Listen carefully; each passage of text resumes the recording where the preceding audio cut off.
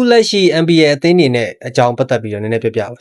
အခုလက်ရှိ NBA ရတော့အဓိကတော့ဖိလစ်ပင်းနဲ့အင်ဒိုတွေကလူတွေကအရင်စိတ်ဝင်စားကြတယ်ပေါ့နော်တကယ်လဲဖိလစ်ပင်းနဲ့အင်ဒိုကအရင်ကြမ်းတယ်ဒီစီဇန်မှာဖိလစ်ပင်းကတော့တည်တဲ့အတိုင်းပဲတည်ရမလားသူတို့တန်ပုံနဲ့သူတို့ပဲအဓိကကြည့်ရမယ်အသင်းက Falcons ဒီစီဇန်မှာ Flatteezy နဲ့ Kiteezy က Teezy ရေဖြုတ်ထားလားလို့တော့မသိဘူးပေါ့နော်အရင်ကြမ်းတယ်မထင်ထားလောက်အောင်ကြမ်းတယ်ပြီးတော့ goal line က Super Mago ရလည်းအရင်ယုံတယ် Super Mago တော့မထင်အောင်နောက်ပြီးတော့ NBA အင်ဒိုကြောင့်ပြောမယ်NBA အင်ဒိုမှာအရင်ထူးဆန်းတာပါလဲဆိုတော့လေ Navi Esport Navi Esport ကလေဒီ season မှာအရန်ကြမ်းတယ် okay ဘယ်လောက်တောင်ကြမ်းလဲတော့မသိဘူးပေါ့နော်ဒါပေမဲ့ why not ရဲ့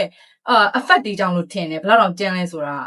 ပြီးတော့တခုတော့ရှိရယ် Navi ကလေသူတို့ကတင်းဖောင်အရန်ကြရဲဒါပေမဲ့အရန်ကို decision making နဲ့မှာအရန်မှားတယ်ဗမာတိတာလဲဆိုလို့ရှိရင် liquid indo နဲ့ပွဲတော့ဆိုလို့ရှိရင်သူတို့ Navi နဲ့တွေ့ရပါ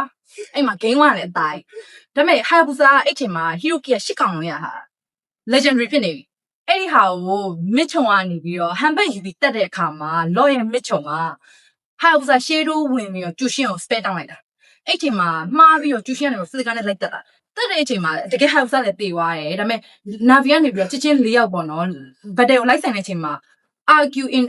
liquid indo ကနေပြီးတော့ Navi Esport လိုက်ပြီးတော့ဗတ်တယ်ဆိုင်တဲ့အချိန်မှာသူတို့ကအကုန်လုံးပြေးတယ်ဒါပေမဲ့မမီတော့ဘူးကွာအဲ့ကနေဆိုင်ပြီးလော့ယူပြီးတော့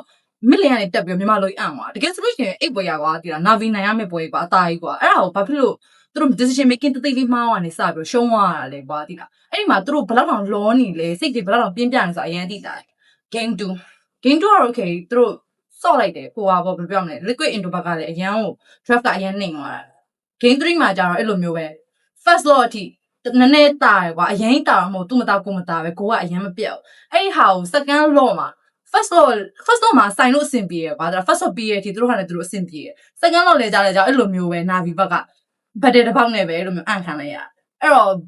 why not effect ကကွာအရင်တိတာရကွာအဲ့ဒီမှာ Indo အရင်တော့ Navi ဆိုတာဘာမှမဟုတ်တာတင်မလားအခုဆိုရင် why not effect ကြောင့်အရင်ကဘယ်တော့မှနေရာတစ်ခုရောက်နေဆိုတာမြင်နေရပဲတတနာ decision making အရင်မှာ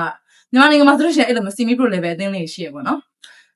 အဲ့ Navi Esport နဲ့ရှင်မယ်ဆိုလို့ရှိရင်တော့အမှန်တိုင်းပါ NBA level နဲ့ semi pro level နဲ့ကြောင့်အရင်တော့ရှင်လို့မကောင်းဘူးပဲဘယ်လိုပဲဖြစ် Navi Esport ကျတော့တည်ရမှာသူတို့ရဲ့ community ထဲမှာသူတို့ကလည်း semi pro level တော့ပဲရှိရကွာတကယ် community ကြီးထဲမှာလှမ်းပြီးကြည့်လိုက်မယ်ဆိုလို့ရှိရင်ဒီရဲ့လောကမှာလည်းမြန်မာနိုင်ငံလောကမှာလည်း semi pro level လို့အသင်းလေးရှိရပေါ့နော်ပြောချင်တာအရင်ကတင်းဖောင်ကောင်းရသားနဲ့ coach ကလည်းအရင်ကလုပ်ပေးရသားနဲ့ဒါပေမဲ့ decision making တိတ်တိတ်မှားပြီးတော့ aggressive ဆန်ပြီးတော့